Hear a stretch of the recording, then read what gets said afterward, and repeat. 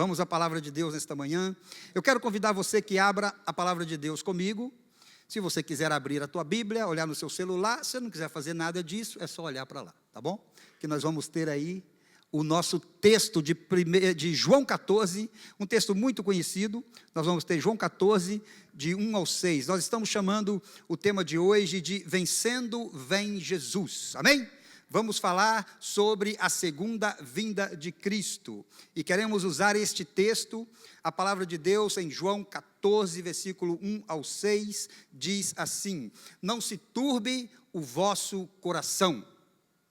Credes em Deus, crede também em mim.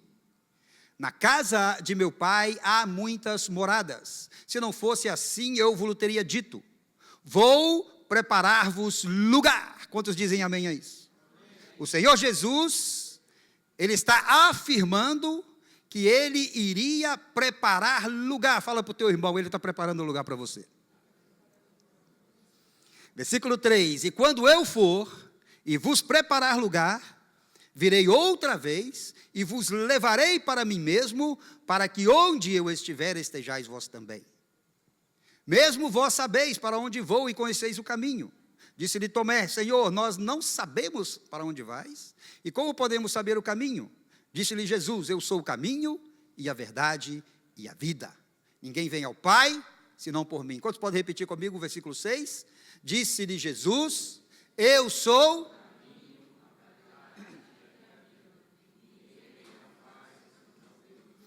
Pai, no nome de Jesus, estamos diante da Tua presença, estamos diante da Tua palavra, que a Tua palavra venha falar conosco, que a nossa vida seja transformada, Deus, que o Senhor nos use, que o Senhor nos encha da Tua autoridade, da Tua unção, que o Senhor, ó Deus, fale através de nós, que não seja nada nosso, mas que seja somente o Senhor falando com a Tua igreja, em nome de Jesus, amém. Glória a Deus. Esta palavra, irmãos, que nós lemos é muito conhecida, e...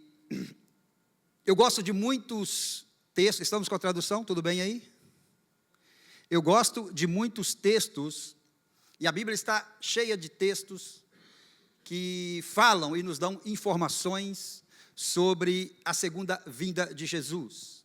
Este texto, eu gosto dele muito especificamente, exatamente porque você acabou de ler comigo, porque esse texto, ele é uma garantia total de que Jesus virá. Quando você lê este texto, não fica a mínima dúvida de que Jesus virá. Você pode ver outros textos na Bíblia, e existem muitos, mas este texto é um texto específico, porque é o próprio Jesus prometendo que Ele virá. E isso tem um poder enorme, porque o que é que me dá a certeza de que Jesus voltará? Nós cantamos hoje sobre termos a esperança.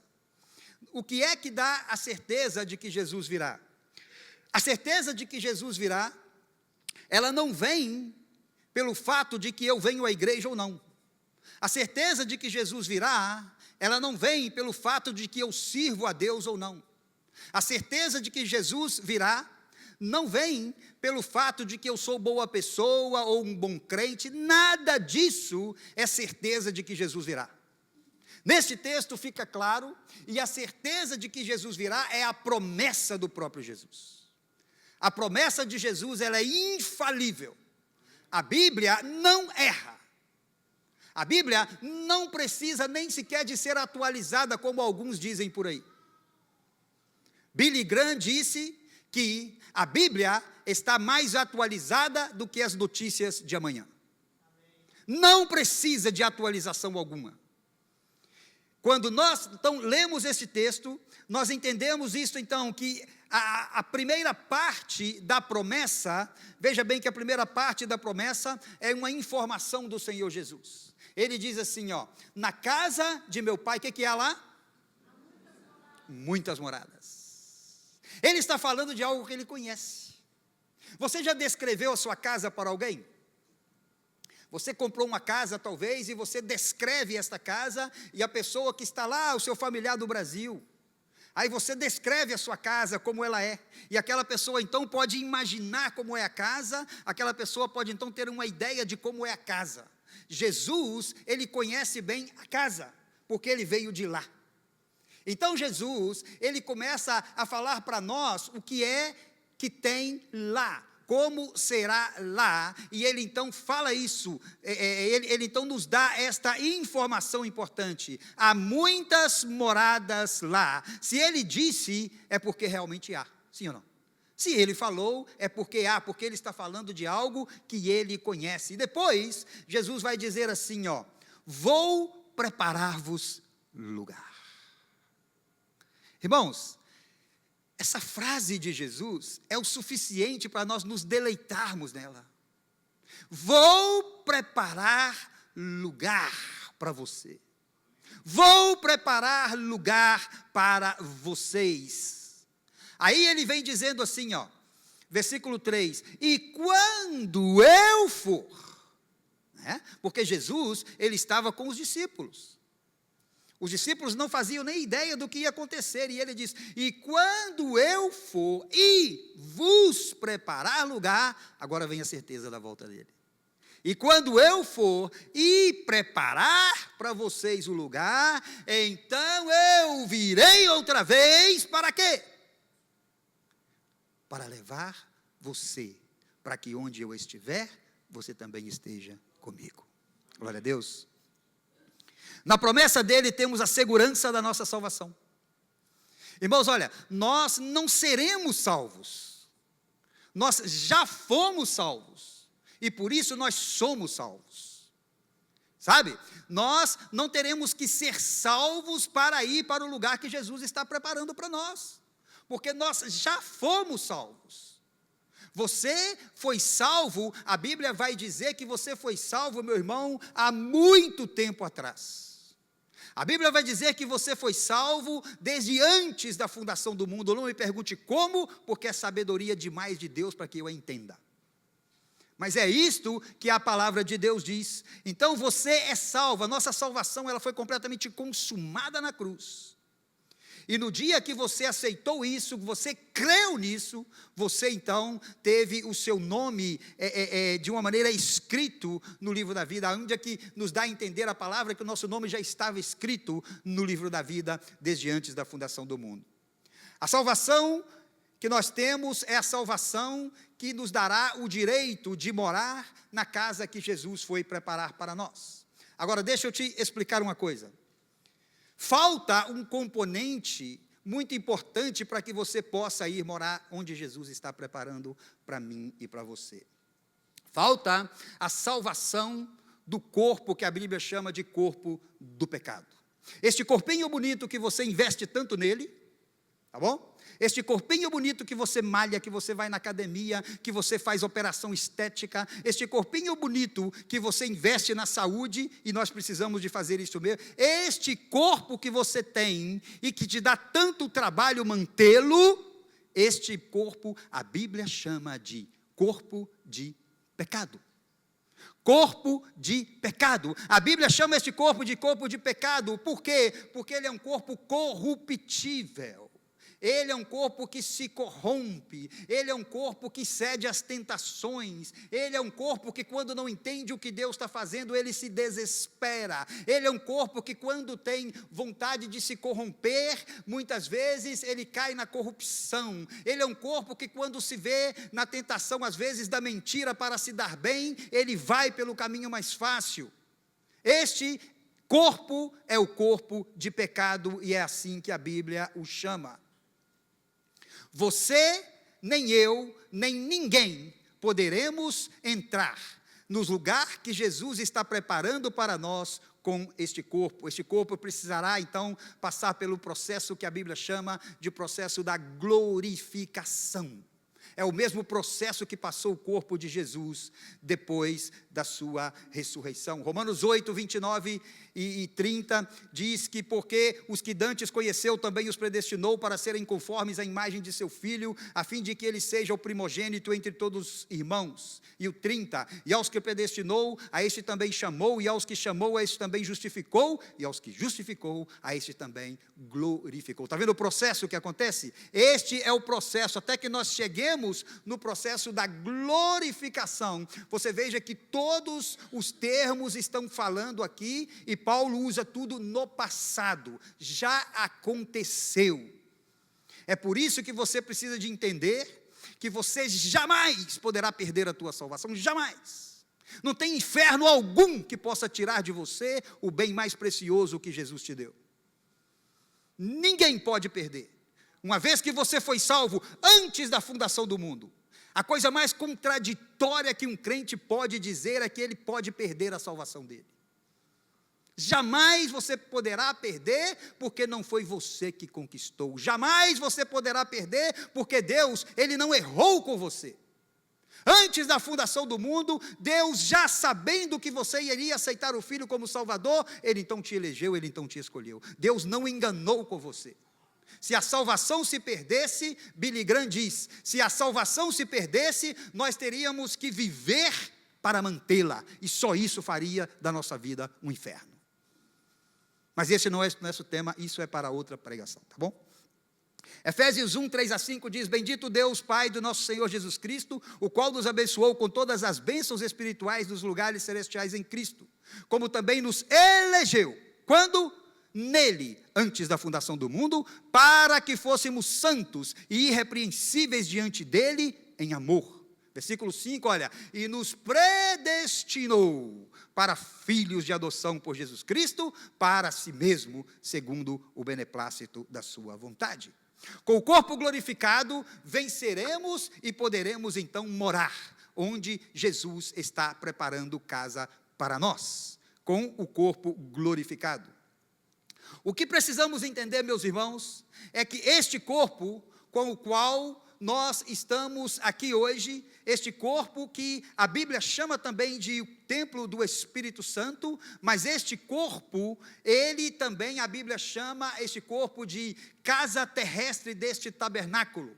Porém, esta casa será completamente desfeita, segundo a palavra de Deus, para que nós possamos então habitar no edifício que está sendo preparado para nós. Como sabemos, pastor? Porque 2 Coríntios 5:1 vai dizer assim, porque sabemos que, se a nossa casa terrestre deste tabernáculo se desfizer, temos de Deus um edifício, uma casa não feita por mãos, eterna, no céu. E por isso também gememos, desejando ser revestido da nossa habitação, que é o céu. Você pensa no céu, irmão? Você pensa no céu? Eu penso no céu. Às vezes eu me pego pensando no céu. Como será? Como acontecerá tudo? E fico até mesmo imaginando tudo isto. Então, você veja bem que a volta de Jesus, ela vai mudar completamente tudo. Tudo será completamente mudado com a segunda vinda de Jesus. Por quê? Porque nós teremos da parte de Deus, veja isto comigo, teremos da parte de Deus um edifício. E este edifício, a Bíblia diz que ele é eterno, e a Bíblia diz que ele está no céu. Você leu comigo? A palavra grega para casa é a palavra oikia, que significa residência própria. Veja bem isso. Significa residência própria, significa um lar familiar. E a palavra edifício, que você acabou de dizer, que Deus terá um edifício, é a palavra oikodomi, no grego, que significa estrutura com base sólida. Veja bem o que Jesus está preparando para você. Um edifício, mas com base sólida. Um edifício que não cai, um edifício que está construído sobre a rocha. É isso que Ele tem preparado para mim e para você. Um lugar aonde você se sentirá em casa. Um lugar aonde você chegará e falar, eu sou daqui. Este é o lugar que está sendo preparado para mim e para você. Lá é a nossa casa e é para lá que a gente vai. Amém, igreja? É a nossa casa e é para lá que a gente vai. Outra palavra a ser estudada neste texto é a palavra que vem do original grego aionios, que significa perpétua ou para sempre. Tudo isso é o que Jesus está preparando para mim e para você. Por isso que eu digo que a volta de Jesus, ela vai mudar completamente tudo. Completamente tudo. Eu espero com todo o meu coração, que eu esteja falando hoje aqui, e que vocês que estão diante de mim, sejam pessoas que realmente esperam a vinda de Jesus. Estou falando para alguém que realmente espera a vinda de Jesus? Tem alguém aqui que realmente deseja a vinda de Jesus? Tem alguém aqui que espera ardentemente a vinda de Jesus? Tem alguém aqui comigo que pode levantar a sua mão para o céu e dizer: Maranata, ora vem, Senhor Jesus. Maranata, ora vem, Senhor Jesus. A vinda de Jesus vai mudar tudo. E se você é esta pessoa que pensa e que ama a vinda de Cristo, a palavra de Deus tem uma promessa para você. Segundo Timóteo 4:8 diz assim, Paulo dizendo a Timóteo: desde agora a coroa da justiça me está aguardada, a qual o Senhor justo juiz me dará naquele dia.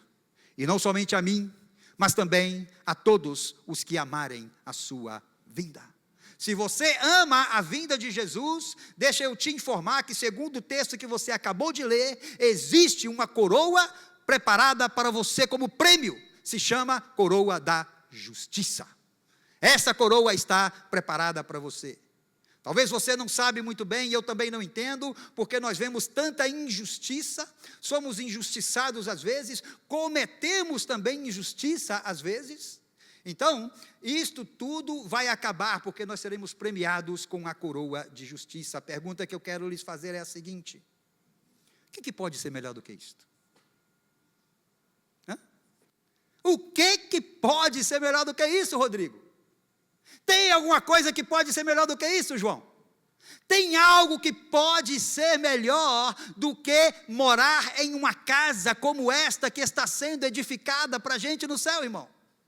Não tem nada melhor do que isto. O que é melhor para você? Ter uma casa que se corrompe? Ou ter uma casa incorruptível no céu? Número 1 ou número 2? Não me deixam mal, por favor. O que é melhor para você? Ter uma casa que é temporária? Ou ter uma casa que é permanente? O que é melhor para você? Ter uma casa que hoje ela é sua, amanhã você vende e passa para a mão de outro? Ou ter uma casa que você terá um título de propriedade que ninguém poderá tirar da sua mão? Esta é a casa que está sendo preparada para você no céu. É por isto que o crente, irmão, não deveria temer a morte. Você não deveria temer a morte, né?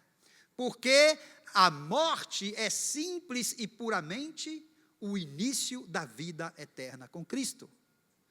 Mas não vamos falar da morte, que isso é outra pregação, tá bom? Nós sabemos aonde vamos. E Deus permite a morte do crente simples e puramente porque Ele tem tudo no seu controle e porque Ele tem propósito. Nós sabemos aonde vamos. Diz a história que Billy Graham ia ser homenageado quando ele me cumpriu, me parece que, se não me falha a memória, quando ele cumpriu 80 anos de idade, e o homenagearam. E Billy Graham, então, subiu, sendo aplaudido por todos, e antes de dizer qualquer coisa, Billy Graham contou uma história que aconteceu com Albert Einstein. E Billy Graham disse que Einstein estava em um trem viajando. Se você é das antigas, você vai se identificar com o que eu estou falando, que eu vou falar agora. Porque em um trem, aquelas pessoas responsáveis pela checagem dos bilhetes, elas vinham com aquela maquininha, lembra disso? Vocês se lembram, sim, vocês são das antigas. Ele vinha passando, olhava, pegava o seu ticket e dava um furinho nele. Alguém já passou por essa experiência? Já. Olha a turma da velha guarda aí, ó. Então, diz que ele estava em um trem, e à medida que o fiscal, o supervisor ia se aproximando, Einstein começou a desesperar-se. E ele começou a procurar o ticket dele e não encontrava. E ele começou a desesperar, e quando aquele homem chegou perto dele, ele disse que não tinha o ticket. O homem disse: não se preocupem, doutor Einstein, eu conheço o senhor. E aquele homem então passou direto e continuou. Mas se você é das antigas, você lembra que eles iam lá, depois voltavam.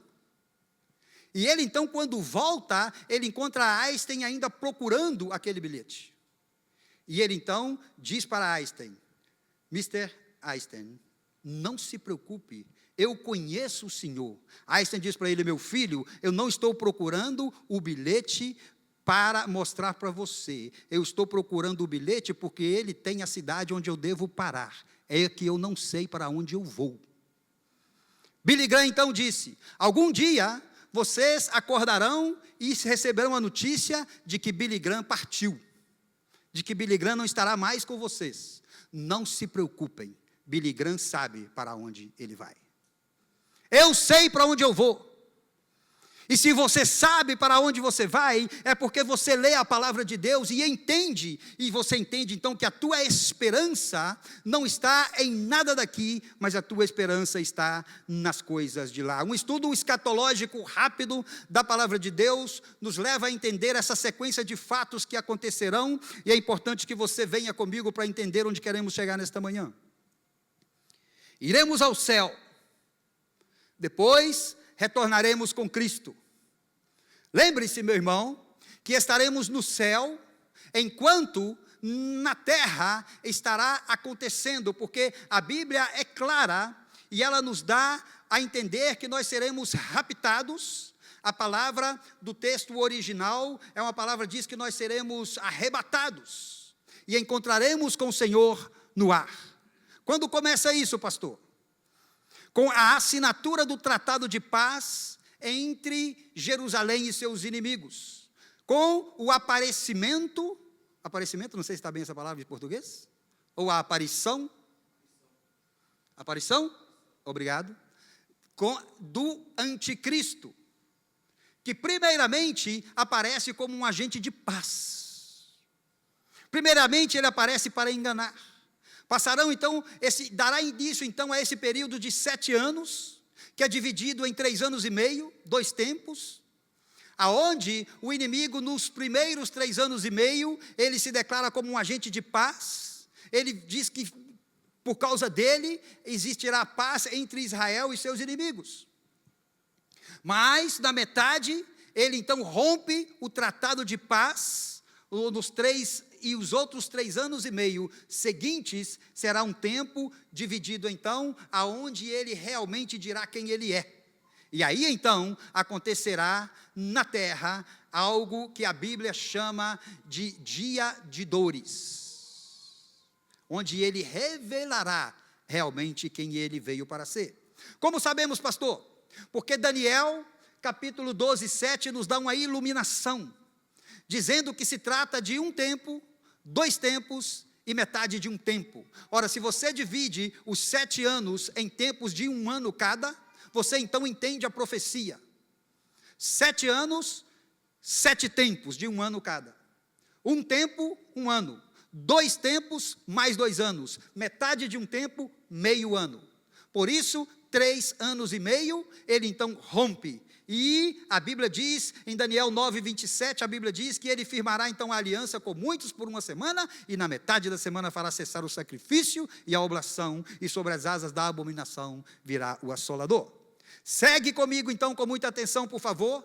Número 1, a igreja será arrebatada ou raptada. Primeira de Tessalonicenses 4, 3 e 18, você entende isso, não temos tempo para ler. Essa é a sequência.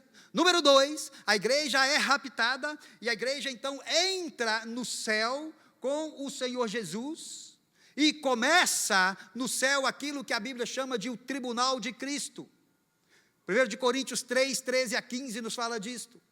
O tribunal de Cristo não é um tribunal para a salvação, presta atenção. Você não precisa ser julgado com relação à tua salvação. A tua salvação você tem ou você não tem. Este julgamento será um julgamento para premiar você pela vida e pelas obras que você fez. Número 3, a igreja passa então por outro período, que a Bíblia chama de bodas do Cordeiro, Apocalipse 19, 7 ao 10. Bodas do Cordeiro é o que vai estar acontecendo no céu. Tudo isso no céu. E aqui na terra, o que estará acontecendo na terra? Os 7 anos também estão acontecendo na terra. Os primeiros 3 anos e meio, como eu falei para vocês, que a Bíblia chama de tempo de tribulação, e o segundo período, os outros 3 anos e meio, que a Bíblia chama de grande tribulação. Porque haverá grande tribulação. Quando é que acaba, pastor, esse tempo? Esse tempo, então, acaba com o que a Bíblia chama em Apocalipse 19, do 17 ao 21, de a batalha do Armagedom. E agora eu peço a sua atenção, por favor. A batalha do Armagedom. Como é que acaba isso, pastor? Vejam bem comigo, irmãos. Israel vai perder a batalha. A batalha do Armagedom, que será travada entre as nações que virão todas contra Israel. As nações pressionarão Israel, e é impossível, humanamente, Israel vencer uma guerra com quase todo mundo em contra de Israel. Então, Israel começará a perder a guerra. Agora, vamos, se você puder comigo, você que ama a vinda do Senhor. Tem gente aqui que ama a vinda do Senhor? Tenta visualizar isso comigo, vamos fazer isso? Eu quero desafiar você agora, para você visualizar aquilo que eu vou colocar para você. Por favor, agora, tenha atenção, por favor.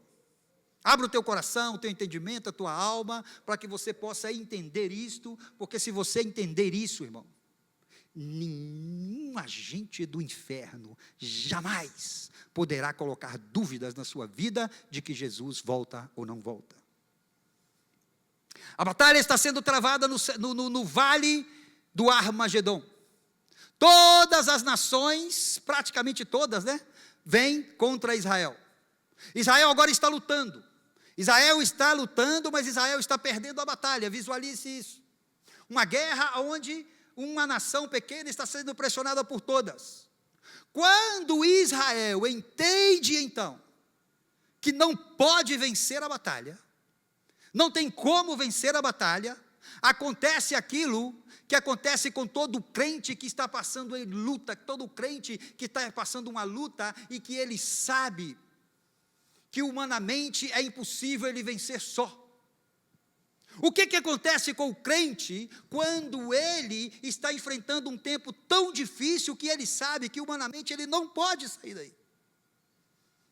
O que aconteceu com Israel, mais de 400 anos escravizado no Egito? E eles então não podiam, por eles mesmos, sair dali. O que foi que Deus falou para Moisés, quando Deus chamou a Moisés? Naquele episódio da sarça que ardia e não se consumia. Deus disse para Moisés: eu ouvi o clamor do meu povo. Por que então que ele ouviu? Porque o povo clamou. Você clama a Deus quando você está diante de uma situação que você sabe que é humanamente impossível para que você possa vencer. E o povo então vai fazer isto. Quando eles entendem que não podem mais clamar, que não podem vencer, o povo de Israel clamará. E isto é o que vai acontecer. Quando o povo de Deus clama, meu irmão, o coração dele é tocado, o coração de Deus ele é comovido por este clamor que vem do povo. E com Israel não será diferente. Deus ouvirá o clamor do povo. E como eu gosto, irmãos, eu gosto muito de imaginar.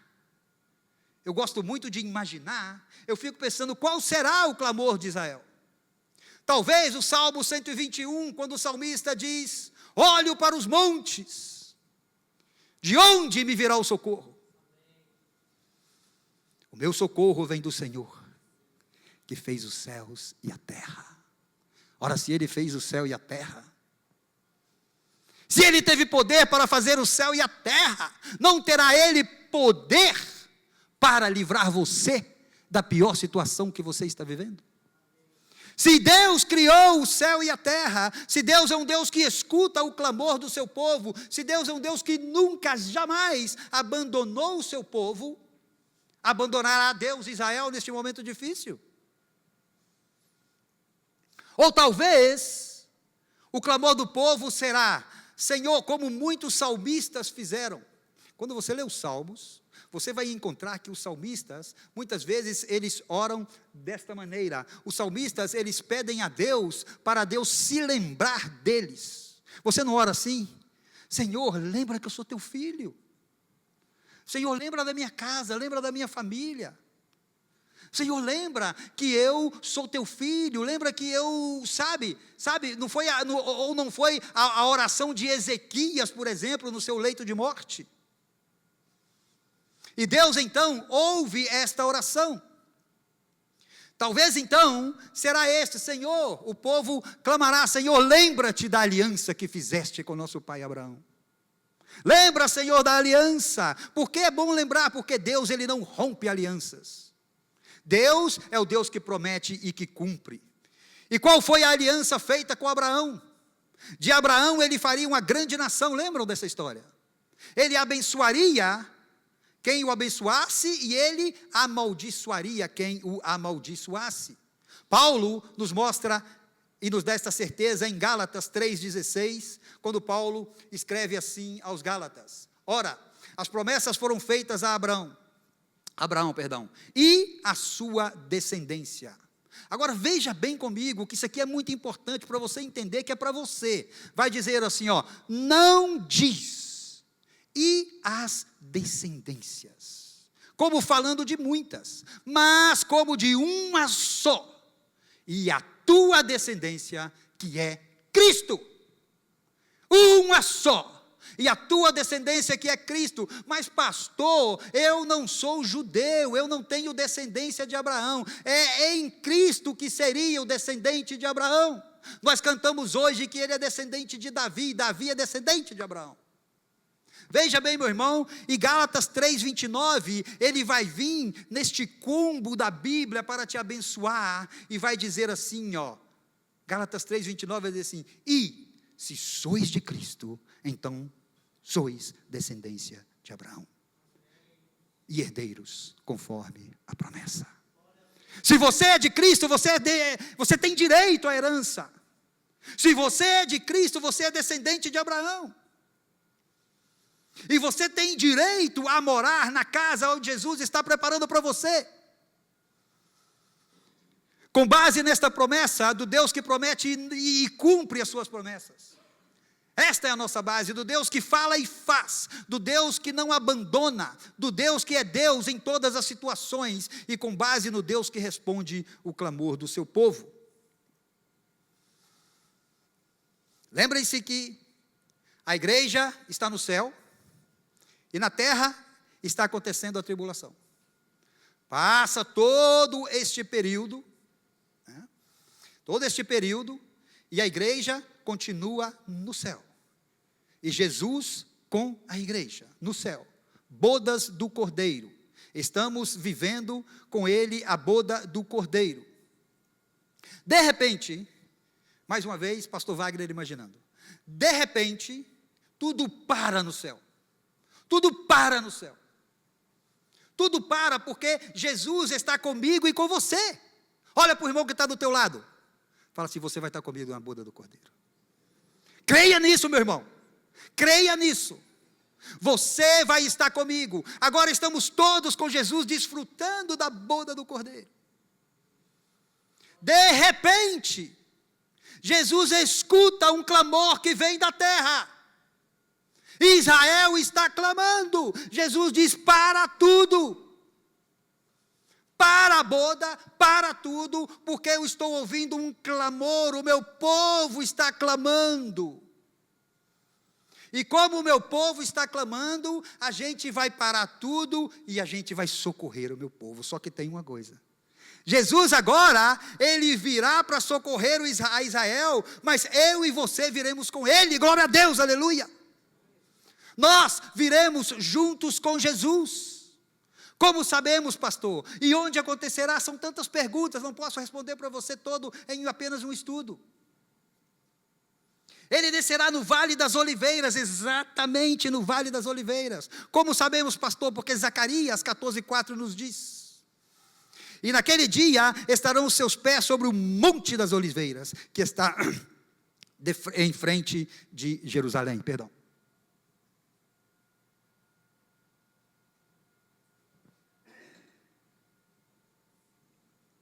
E o Monte das Oliveiras será fendido pelo meio, para o oriente e para o ocidente, e haverá um vale muito grande. E a metade do monte será apartada para o norte e para o sul. É a palavra de Deus, está aqui, Zacarias 14:4. Somente Deus poderá salvar Israel e ninguém mais, meu irmão, ninguém mais poderá fazer nada. Lembre-se que neste ponto, Jesus agora, ele vai descer do céu, e a igreja que foi arrebatada com ele, e encontrou com ele nos ares, e passou com ele pelo tribunal de Cristo, você agora já recebeu os seus galardões. Você agora já passou pela boda do Cordeiro, mas a bênção não acaba aí. Agora você vai descer, porque a igreja desce com o Senhor Jesus, e de uma maneira sobrenatural, a Jerusalém que está lutando e perdendo a batalha, ela será completamente iluminada pela glória da Jerusalém celestial. A Jerusalém que está perdendo a batalha verá algo vindo. João o descreve como uma miríades que vem do céu, vestidos de branco. Eu e você ali com Jesus. Jesus vai atender o clamor de Israel. Por que você sabe de tudo isso, pastor? Porque está na Bíblia. Leia Apocalipse e você vai ver, capítulo 19, do 11 ao 21, você vai ver que está tudo lá. A Bíblia diz, irmão, que todo olho o verá, pois diz assim, eis que venho sem demora. Eis que venho com as nuvens e todo olho o verá. Presta atenção nisso, por favor, irmão. Você está prestando atenção? Dobra a sua atenção, porque vai dizer assim agora, até os mesmos que o traspassaram. E todas as tribos da terra se lamentarão sobre ele. Israel vai ver que Jesus está vindo, será iluminado pela glória que vem do céu. E aqueles que traspassaram a Jesus, aqueles que rejeitaram a Jesus, aqueles que zombaram de Jesus, eles lamentarão o que fizeram com ele.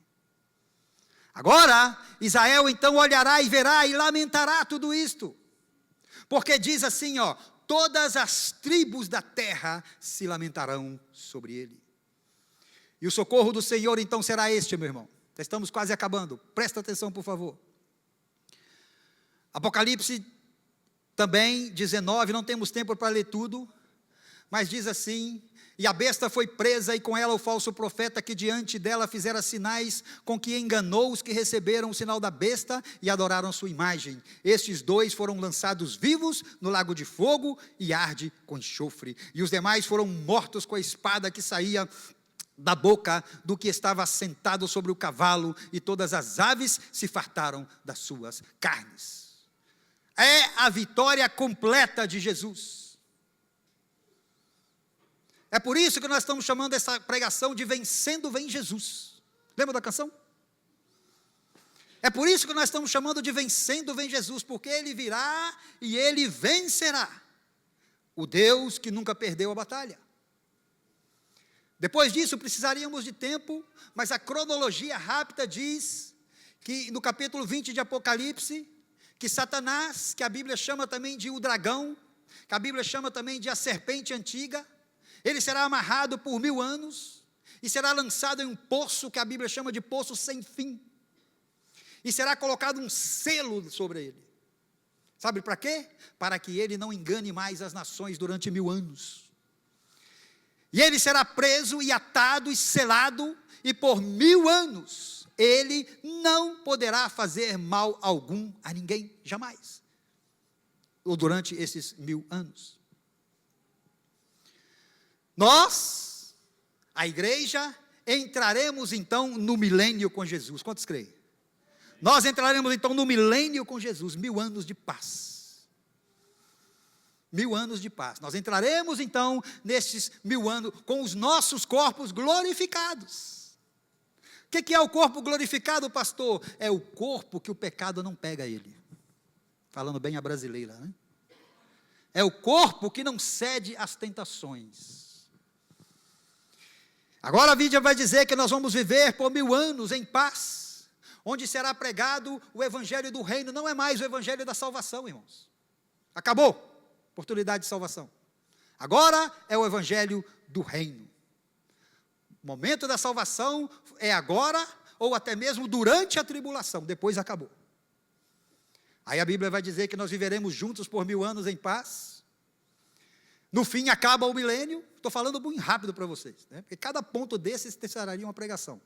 Então, acaba o milênio e Satanás é solto. Pastor, por que Satanás tem que ser solto depois de 1000 anos? Não me pergunte. Vai ser solto porque lhe apraz a Deus que ele seja solto. É por isso que ele vai ser solto. Porque Apocalipse 20 vai dizer assim, ó, é necessário que seja solto por um pouco de tempo. E ele ainda conseguirá enganar muitas nações. E depois, no final, ele será completamente derrotado. A Bíblia vai dizer nessa sequência, irmão, que se abrirão os livros. A Bíblia fala de livros e do livro da vida. Esse é outro estudo, essa é outra pregação, tá bom? Nós temos uma preparada só sobre os livros de Deus. Querem? Amém. Fala de livros e do livro da Bíblia. O livro da Bíblia será aberto. E no livro da Bíblia, que foi escrito desde antes da fundação do mundo, está lá escrito Robert. Está lá escrito no livro da vida, onde foi que foi escrito desde antes da fundação do mundo, está lá escrito o teu nome. Não tem equivocação. Jamais tem. Na Bíblia, quando se fala dos nomes, a Bíblia é detalhista e ela fala de gerações. Já leram aquelas coisas que você não gosta de ler na Bíblia? E esse gerou, e esse gerou, e você pula aquilo, você não quer ler aquilo. Não é? É para ter certeza que está falando de você. Vai estar lá o teu nome no livro da vida. E esta é a nossa certeza. O nome daqueles que não se acharam no livro, a Bíblia diz que eles foram lançados no lago de fogo e enxofre. Quem quer ir para o lago de enxofre e enxofre? Deus que me livre, né? Eu quero terminar agora, porque já passou o meu tempo. Eu sempre passo do meu tempo. Eu quero terminar agora pensando, ou melhor, sonhando com a vitória da igreja. Quantos querem sonhar comigo? Amém. Quantos querem sonhar comigo? Eu quero terminar agora sonhando. E neste ponto da minha imaginação, sabe, que nós desceremos com Cristo, na minha imaginação, você imagina o que você quiser. Eu imagino o que eu quiser. Me dá licença? Me dá licença de imaginar o que eu quiser. Eu imagino que nós desceremos com Cristo para socorrer a Israel e nós desceremos cantando e louvando. Quantos creem? Desceremos louvando e cantando. O meu tio, que se chamava Nedino, que é um dos meus heróis, os meus heróis da fé são todos da minha família, tá, irmãos? Os meus heróis da fé são os meus pastores. Os meus heróis da fé são as pessoas que eu convivi e convivo com elas cada momento. E meu tio era um herói da fé. E quando eu tinha meus 17 anos, eu estudava isso aqui com meu tio. E então, na nossa imaginação, eu perguntava, será que hino então, tio? Que ele falava assim, olha, vamos imaginar que ele desceria cantando, irmão, que vamos descer cantando, Wagner? Ele me falava, vamos imaginar. O que é que a gente vai cantar? Aí então, o pastor Wagner imagina que nós desceremos cantando, vencendo, vem Jesus. Cadê a turma do louvor? Para que nós vamos terminar cantando, vencendo, vem Jesus. Se você quer se colocar de pé, por favor. Nesse dia da vitória da igreja, você verá que valeu a pena esperar em Deus. Que valeu a pena servir a Deus. Mulheres, vocês verão que valeu a pena ter vindo aqui ontem. E algumas de vocês passaram quase todo o dia aqui na igreja. Valeu a pena. Você verá que valeu a pena ganhar almas para o reino de Deus. Paulo explica que o último inimigo a ser vencido é a morte. A morte será vencida. Lembre-se que nós teremos um corpo glorificado. E 1 de Coríntios 15, 53, Paulo descreve desta maneira: porque convém que isso que é corruptível se vista da incorruptibilidade, e que isso que é mortal se vista da imortalidade. E quando isso que é corruptível se vestir da incorruptibilidade, e isto que é mortal se revestir da imortalidade, então cumprir-se-á a palavra que está escrita: tragada foi a morte na vitória. Onde está a morte, o teu aguilhão? Onde está o inferno, a tua vitória? O aguilhão da morte é o pecado, e a força do pecado é a lei. Mas com o corpo glorificado nós venceremos o pecado, e estaremos aptos para morar na casa onde Jesus está preparando para mim e para você. E por último, Apocalipse 20, 14 e 15 vai dizer assim: e a morte e o inferno foram lançados no lago de fogo. Esta é a segunda morte. E aquele que não foi achado escrito no livro da vida foi lançado no lago de fogo. Agora presta atenção comigo, meu irmão. Tudo isso acontecendo, onde está Deus? Onde está Deus? Onde está Deus o Pai, neste momento? Na sua imaginação, onde está Deus? No trono, onde Ele sempre esteve. Deus está onde Ele sempre esteve desde antes da fundação do mundo. No trono, que a Bíblia diz que é alto e sublime, que é grande, que é enorme, porque Deus é grande, porque o céu é grande, porque a salvação é grande, tudo de Deus é grande. E Deus está então no trono que é alto e sublime, 24 anciãos estão ao redor dele.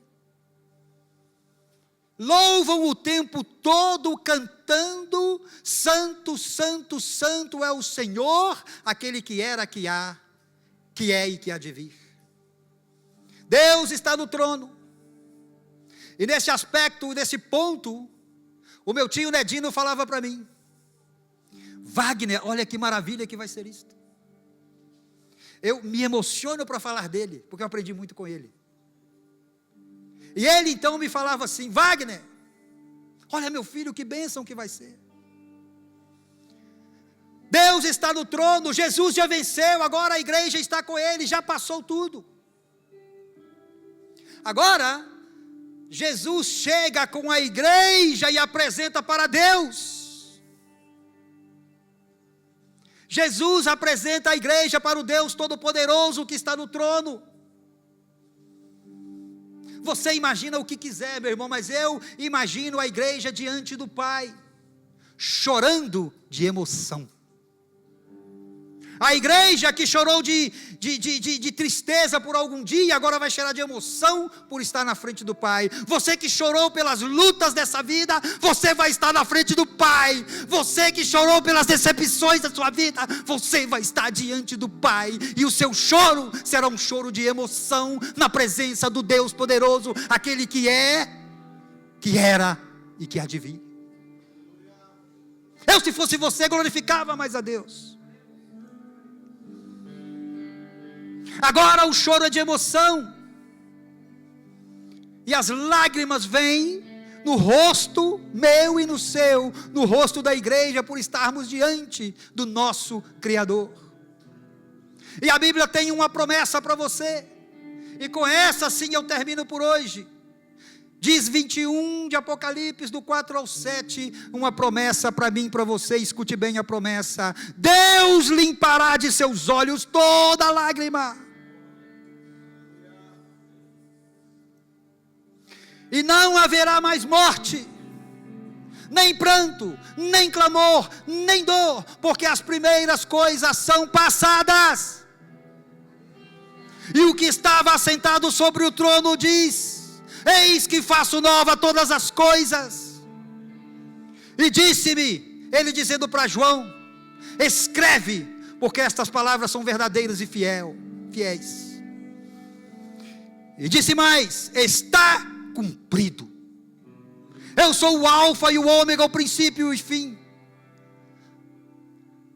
A quem quer que tiver sede, de graça lhe darei da fonte da água da vida. Está preparada para mim e para você? A fonte da água da vida, a árvore da vida, onde eu e você poderemos nos alimentar dela por toda a eternidade. Teremos acesso livre à árvore da vida. E o versículo 7 diz: quem vencer herdará todas as coisas, e eu serei seu Deus, e ele será meu filho.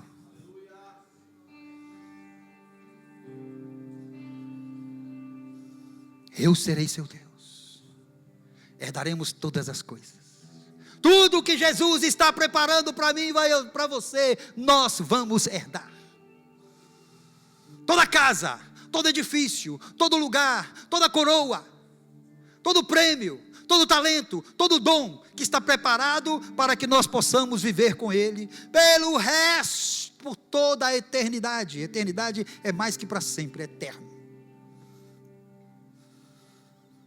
E é por isso então, que nós podemos hoje imaginar, fecha os teus olhos, e você pode então imaginar a vinda de Jesus, e você com Ele, nestas miríades, vestidos de branco, para socorrer a Israel, e nós poderemos então, passar toda a eternidade, cantando, vencendo vem Jesus. Vamos adorar antes de sairmos deste lugar.